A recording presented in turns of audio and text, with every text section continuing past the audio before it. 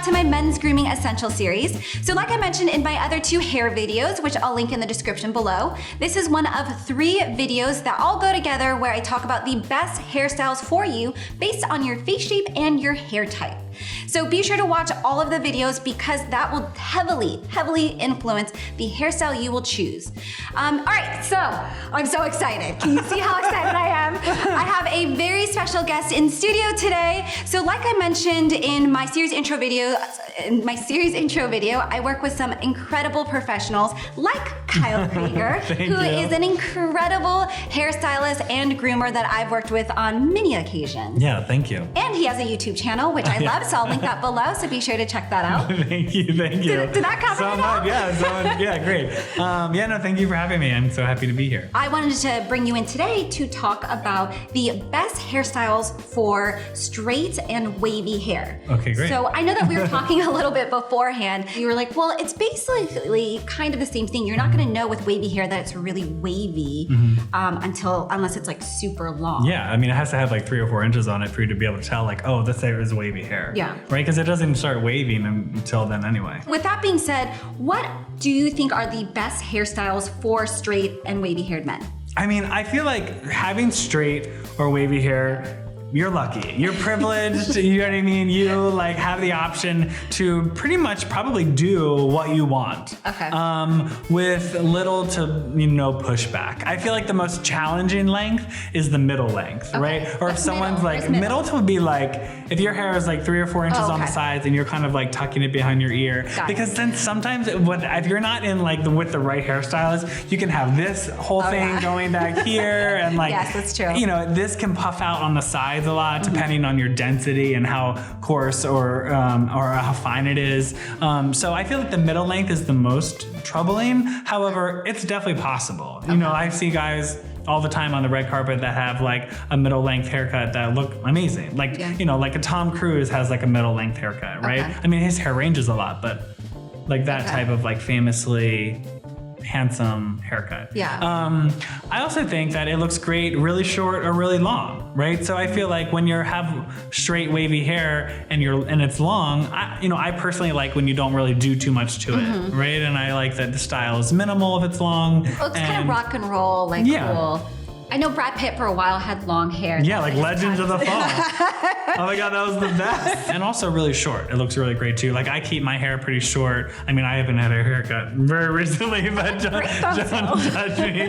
But yeah, no, I keep it really short just because I like to have little to do in the morning. I just like to get up and go. So then I guess it kind of just depends on a big part your lifestyle and what your sense of style is and how much time are you willing to put into your hair. Right. So if a man doesn't mind putting in more time into his hair, what do you think, like what is the hairstyle that you love, but it's like gonna require a bit of work? I mean, having a little length on it, right? So like a pompadour? Yeah, like I think that having like a pompadour is a beautiful haircut and it's a classic haircut and it's been around forever. And the reason why it's been around forever is because it looks great. So with the pompadour, what are the steps that make it so tedious to kind of style? Like what do you have to do in order to achieve that volume on top? Well, I think it comes down to products, time that you want to put into it, having a blow dryer, right? That is like the number one thing. Like a lot of my clients are like, I don't have a blow dryer. Well, if you're gonna have the style that I'm giving you, and if you come in, you bring a picture, and it looks like this beautifully styled haircut on a photo shoot, they use the blow dryer. Do you know what I mean? 100%. You definitely need a blow dryer, and it has to have the directional on the end. Okay. It has to have that little triangular feature that pushes the hair all in the same direction to be able to smooth out the hair. So not that your hair would be frizzy, but you want to make sure that it's smooth and you're getting the air to go the direction that you want it to go. Got it. Right? And you just have more control. I feel like it's all about control when it comes to styling. So I would say that you would want to, in the morning, if I had a pompadour, I would get out of the shower, I would towel dry. Okay. And then pat that hair, guys. Pat it. Don't rub it. Okay. I did a whole video about how to wash and dry your hair properly. I'll link it below. Pat it. And then you want to make sure that you're when your hair is damp, after you towel dry, you want to make sure that you put in the product. And I suggest you have a a pre-style, a style, and a finish. Okay. So the pre-style product would be like a grooming cream or something to add density, maybe like a salt spray, right? Something that would go in there and to give it a little bit more lift and a little more volume. Yeah. And then you would blow dry through that. Okay. And you're taking a paddle brush, a Mason Pearson, a Denman brush, and you're lifting the root, blow drying and pushing back, right? Got it. So, or you're paddle brushing backwards, going against the grain will add more volume. Right, so if you wear your hair a little bit to the right, and you could blow dry it to the left, and then when you push it back over, it'll have more height. Right? Okay. So you want to lift the root, and for it to be that Pompadour style, you want to give it a little oomph. Got it. Right, to get it back there. Yes, because it's all about that volume. Right. You would add the styling product, which would be like a clay or like a dirt or like a pomade if you wanted shine. And then the finishing product would be a spray. You would hairspray it, whatever, something like that. So if a guy really wants to put the least amount of work possible into styling his hair, what would you recommend? Aside from buzzing it all shaving, Aside from buzzing it all up. What do you think you could do? The least amount of effort I think would be really short or really long. Right? Because you could I mean, if it's really long, you could even just like tie it back, or you could wear it down. You could let it air dry. You could like put a little bit of a moisturizer in there. You could put like a mousse or like a soft cream, or even just like an oil through your hair and wear it down, let it air dry, and that's pretty minimal. Or really short, right? So the way I wear my hair, like today, like I got up and I came here. Do you know what I mean? Like I showered and like I put a little something in there and then I'm out the door. What did you put in your hair? Well, this is from yesterday. What did you put in your hair? What did you put in your hair yesterday?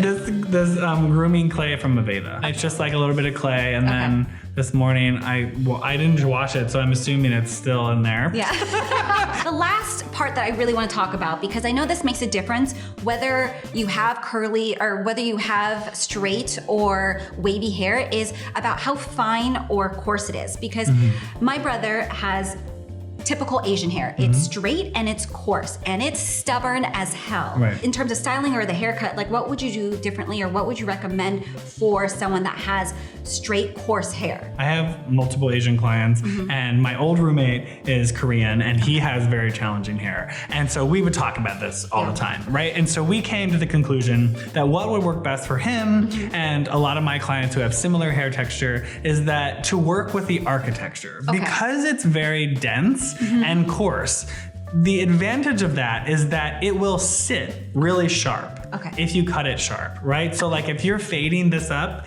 and you create this really beautiful graduated shape, the length you can have the length on top because it will sit on the shape that you created here on the side. So he's tried an undercut with longer on top, and it's getting the hair at a length where it will go straight back, because it would just want to like stand up like really straight. So for him, he noticed the biggest thing is like he definitely had to make sure the length was grown out and really use that blow dryer and a lot of product in his hair to make it sit all the way back.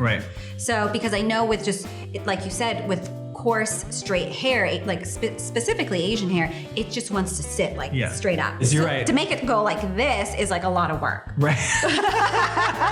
Yeah, you need like an iron in there. No, I totally get it. And you're right, the length is key, right? The longer the hair is not gonna stand straight up if it's more than 4 inches. It's gonna fall, right? So yes, it's challenging to get it to that length, but it will fall once you get it there. And then if you create the shape on the sides, it will have an easier time sitting up there. There's no hiding from the fact that having coarse hair is challenging. It's gonna give you trouble, and there's, I feel terrible when people come in and say like, I'm having so much trouble with my hair, I don't know what to do with it. I'm like, well, these are your options that I know of, right? It is a similar haircut to what he has, or, to have a more low maintenance cut where it's shorter. It's boring. That medium length is not gonna cut it. It's not gonna do anything because that stands straight up. Especially on the sides, right? Like I have clients who come in, they're like, I want more length on the sides.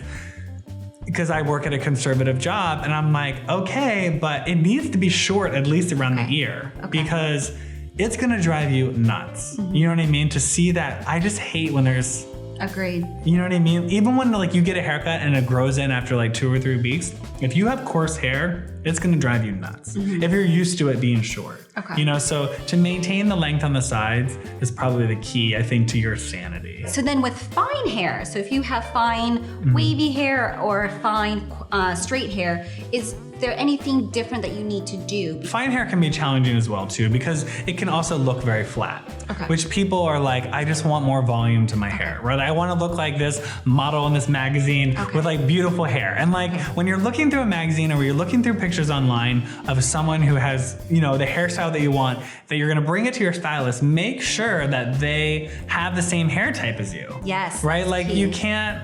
That's a very common mistake. Yeah, like someone will bring me I want to look like this. And I'm like, well, that is a wig, first of all. Do you know what I mean? And it's been styled to death. And like, it's just the different look, you know, shape, texture than you have. You know, it's just like, be mindful about that and be like realistic. But if you have fine hair and you want to style it, or you're having trouble styling, I will say that one way to get volume is through products, right? To have a volumizing shampoo, which can be pretty astringent though. So make sure you're not shampooing every single day. Of course. But you can use an astringent shampoo like a volume shampoo and it will remove the oil from your scalp and it will give you a little bit more height. And you can also use, you know, there's tons of voluming products, right? There's like mousse and sprays and salt sprays and hairspray, and then there's like grooming creams that have stuff with a density. There's also powders that you can put into your hair with like, Aveda has one with acacia gum, and like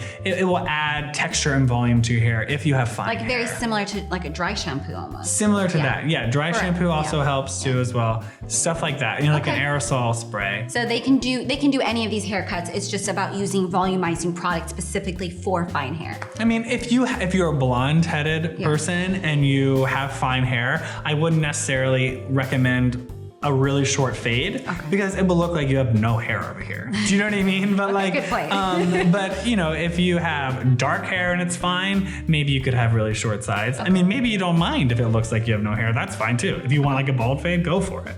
But you know, it just depends on, you know, on your personal preference. Yeah. Thank you so much for all of this awesome information about straight and wavy hair. I was really excited about this because I know my brother was really excited about this topic. And I really appreciate you coming on the show. Thank you. Yeah. Thank you so much for having me. Of course. So like I said at the top of the video, this video is part of 3 other videos where I talk about the best hairstyles for you based on your face shape, because face shape is a key thing, as well as your hair type, and then lifestyle also comes into play. A lot of things come into play. But be sure to watch those other videos. I'll link them in the description below because it will influence the best hairstyle for you. That's it. That's all I got. So if you like this video, give it a thumbs up, subscribe to this channel for more videos like this, and if you have any questions, comments, leave it in the comment section below. All right, bye. Bye guys.